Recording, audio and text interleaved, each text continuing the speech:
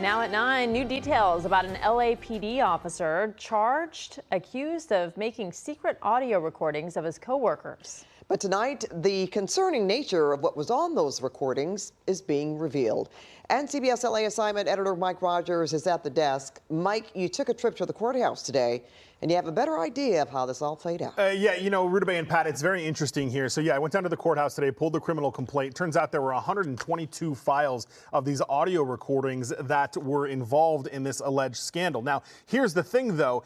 The officer, the one that's being charged, is the one that provided them both to the LAPD's Internal Affairs Bureau as well as the Office of Inspector General. Now, according to the criminal filing here, the Office of Inspector General received what was then supposed to be an anonymous complaint along with these 122 files on a USB drive. They then turned it back over to the LAPD, who discovered it was Officer Daniel Flores that made the recordings. I want to show you some information about the officer who is now being charged with this. He was accused of those secret recordings, charged with 16 felonies, faces 13 years in prison. Now, through a civil lawsuit that is also being filed by the officer, we got a little bit of the transcripts of what was in these audio recordings, and I can tell you they are so egregious that we can't even tell them to you on TV, but I can tell you in the recordings, at least what's according to court files, is the co-workers in this recruitment and employment division of the LAPD talks a lot about sexist remarks against women, racist remarks against several different races, homophobic comments, as well as other things about women and about how the department is run and supervisors in the department. And again, the quotes that are in these court documents that we reviewed, it's just too much to even put on TV or read them to you verbatim. They are so inappropriate. I do want to show you the statement here from the attorney, Alan Jackson, that is representing these officers, this officer saying Daniel Flores did not leak this material. He did not sell it, post it, or hand it to a reporter. He walked into Internal Affairs and gave it to his own department in an official complaint because he believed the department would do something about it. The department's answer was to investigate him. The district attorney's answer is to prosecute him. Mr. Jackson goes on to say, so let us be direct about what his charging decision actually accomplishes. It tells every officer in this department and every officer in this county that if you document bigotry inside the LAPD, you will be the one who ends up in a courtroom. It tells them the safe move is to hear the slurs, say nothing, and go home. Mr. Jackson's comments go on to talk about how the law specifically carves out an exception for officers who believe they are acting in an official capacity. Mr. Jackson believes that's what Officer Flores was doing in this case. And tonight, we have no idea what happened to the officers that were making these comments on those recordings. State law prohibits the LAPD from disclosing disciplinary actions against officers in these circumstances. Guys? Thank you, Mike. Shalom. First, I'll start by giving all glory and honor to Yahweh, Ba'ashem, Yahushai, Ba'ashem, Rakakadash. The blondness of teachers, elders, and apostles of great millstone, likewise brothers will know the truth. Faithfully, fearlessly feeding the sheep and do brothers and sisters. Tuning in, Shalom. Today's lesson is titled, The Witness Becomes the Criminal. Now, you saw in that clip, here you have a man who appears to be punished more severely for exposing corruption than those accused of spreading wickedness. And that tells you something about the rulers of this place, Great Babylon, America. Okay, now, and excuse the the thunderstorm in the background right there. That could also be a sign of judgment to come to this place. But you can see in that video clip, you had that LAPD cop. He recorded over a period of time. These other police officers, making racial remarks and anti-sodomite remarks, which we don't care about that, but mainly the fact that a city, that is historically known for subduing, oppressing, murdering, so-called blacks, Latinos, and Native Americans and Hispanics, to have this going on and what is supposed to be the law enforcement, that is very deeply concerning. But rather than getting to the root of the issues and punishing those that spewing this type of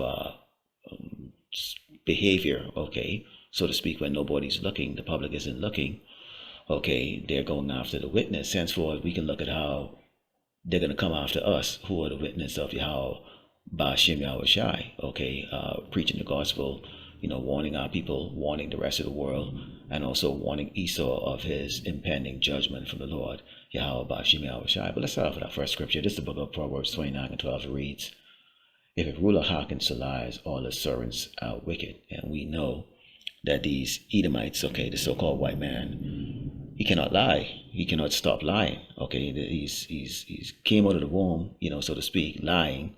Okay, everything they do is evil. Okay, they're unfair. They're unjust.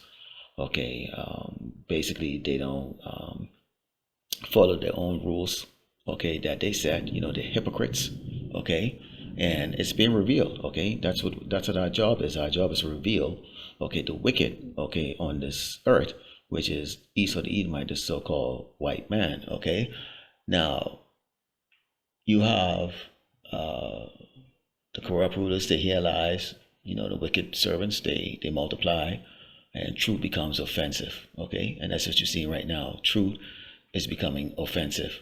Okay, and the witness starts to become the problem. Think about it when we go back to the C-19 Jabberwocky, okay, when it was trying to convince people to take that, and with it many of the people who witness to what has happened to people when they take this expose that truth. Okay, they were incarcerated, they lost a license. Okay, for us, telling the children of Israel, okay, so-called blacks, Native Americans, Latinos, and Hispanic not to take it. Okay, we lost, access to our channels on YouTube. They canceled, many of the brothers' channels. Okay, but did it stop anything? Did it stop us? No. Okay, we continue on. Okay, let's go take a look at this clip here. And I want you to take a look at this clip. Okay, and listen to this very carefully.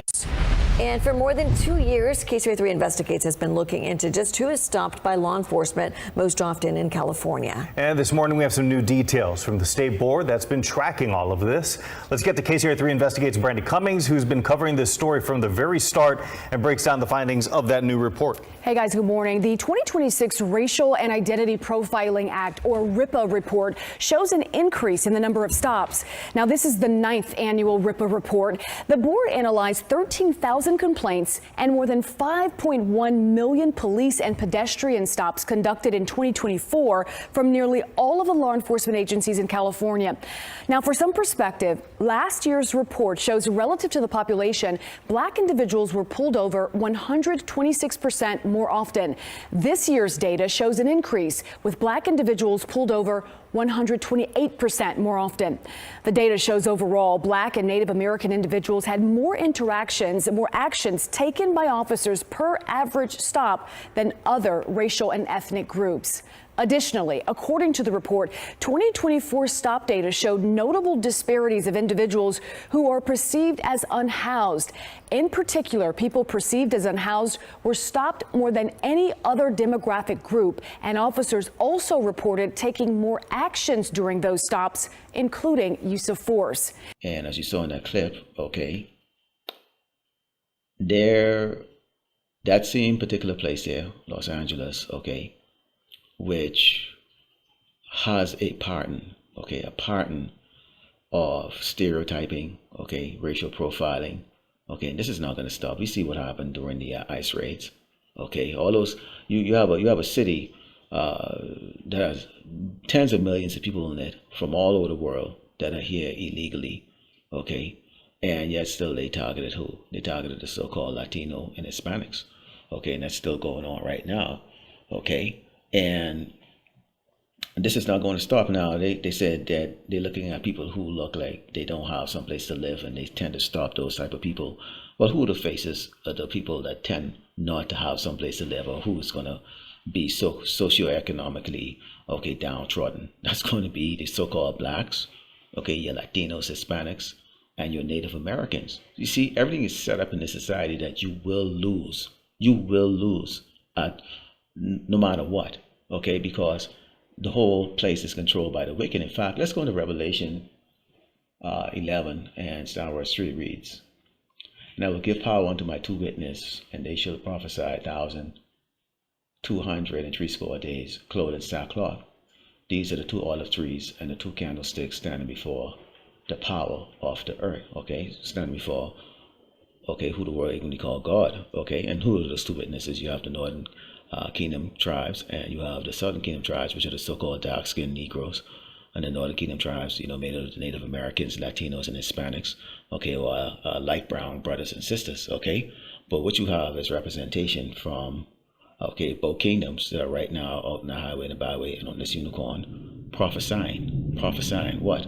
Okay, we are a witness, okay, of Esau's, okay, wickedness, okay? We've lived through it, we're living through it, okay, and we're going to live through, when this devil really get loose on this earth, okay, which these other tribes, okay, are going to feel exactly what wickedness is all about, okay? But we warn Esau of his judgment, okay? The Lord Yahweh is going to destroy his kingdom. He's going to go into 1,000 years of hardcore, brutal slavery, okay? We warn the rest of the tribes on this earth that this man that you see persecuting us right now is also going to persecute you, okay? And we are witness to that, okay? The nuclear bomb on Hiroshima and Nagasaki.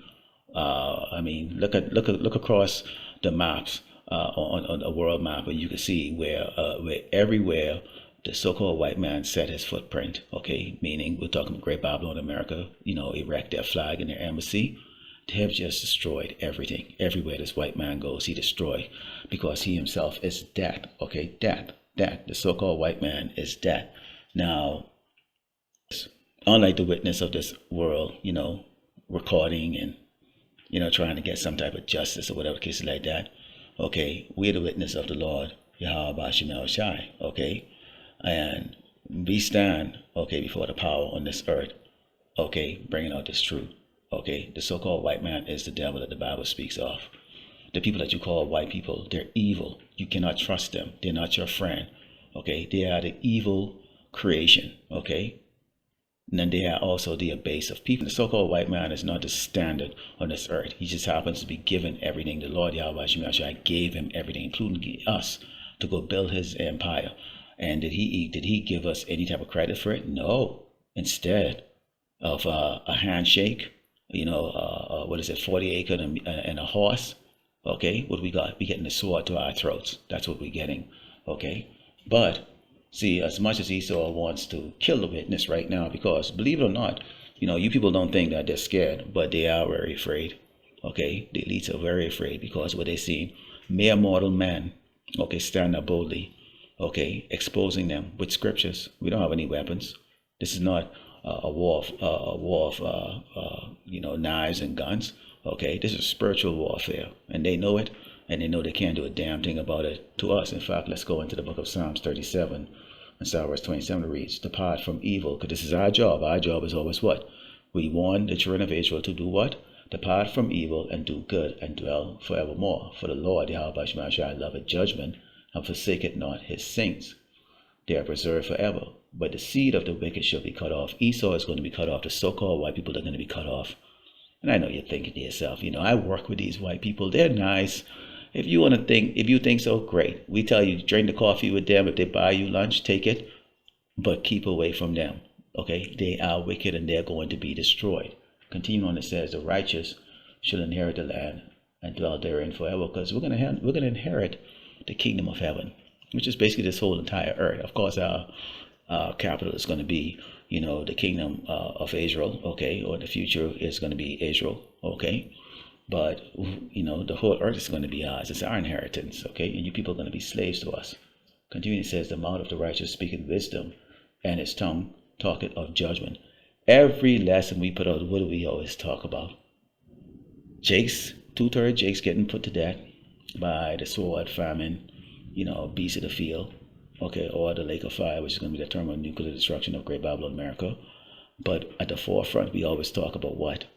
Okay, Esau, the so-called white man, you're going to go into slavery, okay? And that's every lesson I put out. I like to remind you, you Edomites, you crackers, you so-called white people, you're going to go into hardcore, brutal slavery, okay? So enjoy your miserable lives as it is right now. You think you're miserable right now? You wait. But that's what we talk about. That's the judgment from the Lord, Yahweh Shai. And if you're asking the question, is that what you want? Absolutely, yes. I wouldn't be recording it every day if I didn't want that. It says the law of his power is in his heart. None of his steps shall slide. The wicked watcheth the righteous. They're watching us. They know our IP address. They know where we live, everything. They know our job history, credit score, everything. They know all of us, okay? And seeking to slay him. They want to slay us, but they can't. The Lord, Yahweh Shemashai, will not leave him in his hands, nor condemn him when he is judged. See that?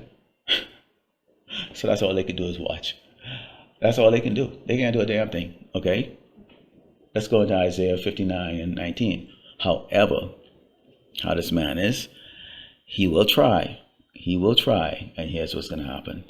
So shall they fear the name of the Lord, Yahweh Shemashai, from the west, and its glory from the rising of the sun. When the enemy shall come in like a flood, the Spirit of the Lord, Yahweh Shemashai, shall lift up a standard against him. We don't know what that standard is, but as you know, the elder apostles and the brothers like to put out there, we're going to get spiritual powers, the ability to heal and defend, okay, our women and children, and the men that follow that believe in Yahweh Shai, okay, and follow this ministry, okay. Other than that, the Lord Yahweh Shai is going to have his angels, them defending us. So we're not worried about you, Esau. Y'all going to be so busy killing each other. You Edomites, you crackers, going to be so busy killing each other, you're never going to touch the elect. And that's just the way it is, okay? It's already been written. I just read it to you. Lord, with the elect was edified. Let the close by giving all great honor to Yahweh Ba'Shem Yahushai Ba'Shem Rakakadash. Shalom.